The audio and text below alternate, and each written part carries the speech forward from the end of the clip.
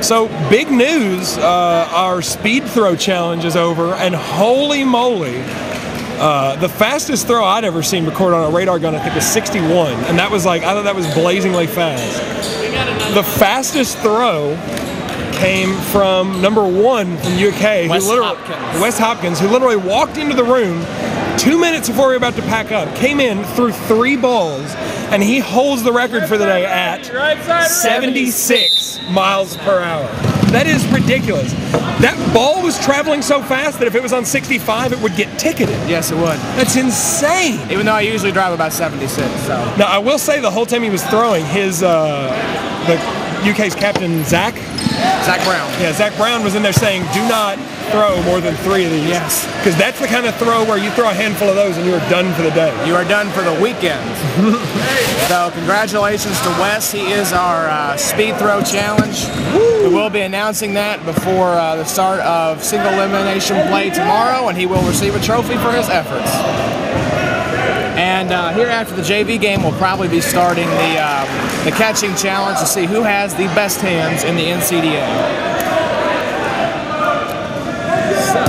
Whoa! Mid-air collision, that's rare. I've only seen that happen a handful of times in my time in the league, and it's always weird when it does. And I remember one specific time where 2 people threw basically as hard as they could, the balls hit in midair, and at least one of them exploded. Yeah. I also remember one of the greatest spectacles I ever saw was Zach Byrne ripping a dodgeball in half. Is that the one off of the break? That was the one off the opening rush with Bryce Robinson of UK. They both went for it, and Bryce was dragged across the neutral zone line by Zach, so therefore he was out and the ball was popped.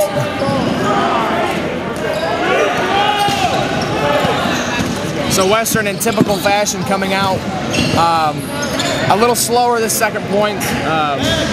It usually seems to happen after they play a really good first point, as you have pointed out numerous times. Yeah, and I've started to notice, it seems like in the past with Western, it seems like everyone is always yelling out all the time. It looks like Andrew Swanson, everyone pretty much knows that when you're kind of trying to figure out what to do, you look to where Andrew Swanson is, and he's doing a great job of telling them where to be, keeping them spread out.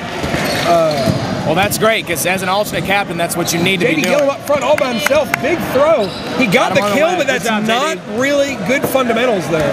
But it's leaving yourself exposed to a counterattack. It is.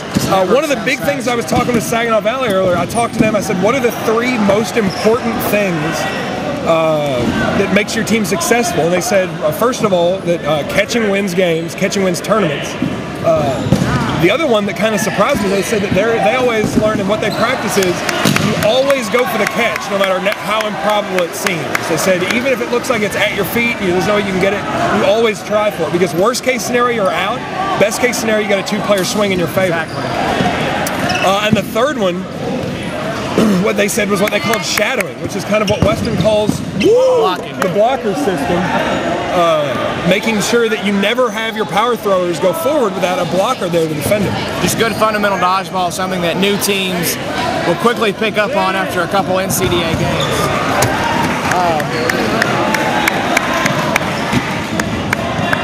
But it's nice to see, Alex being out of being graduated from Western for almost a year now, to come back and see how much these players have matured that I helped recruit into Western's program. Just a great feeling to see how far that they've come. My last semester at Western, I was doing my student teaching, so I wasn't able to participate in practices on Sunday. But I came to a couple of the tournaments, and I noticed every single time I saw the team, there were new people that had a new set of skills.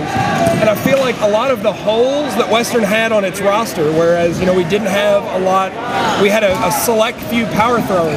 We've got a lot more power throwers. We've got some blockers, and finally, Western Kentucky University has catchers.